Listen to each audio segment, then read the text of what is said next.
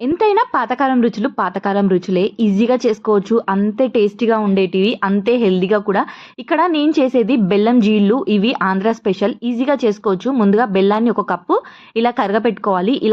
ఇప్పుడు ఈ టీ స్ట్రెయినర్‌తోని ఇలా ఇంకో కడాయిలో మార్చేసుకోవాలి.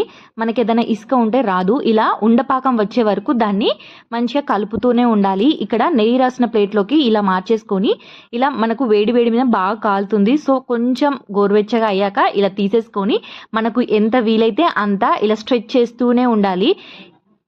దీనికి మనం మైదా పిండి కానీ, బియ్యం పిండి కానీ, లేదంటే షుగర్ పౌడర్ కానీ వేసుకొని పీట పైన పెట్టేసుకోవాలి.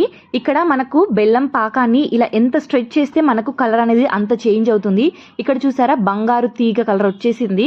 ఇలా వచ్చేసాక ఇలా పీట పైన మంచిగా రోల్ చేసేసుకోవాలి. ఆ తర్వాత ఇలా నైఫ్ పెట్టి కట్ చేసుకుంటే మనకు బెల్లం జీలు అయితే రెడీ అయిపోతాయి. ఎంతమందికి ఇవి తెలుసు? కామెంట్ చేయండి. వీడియో కనుక నచ్చితే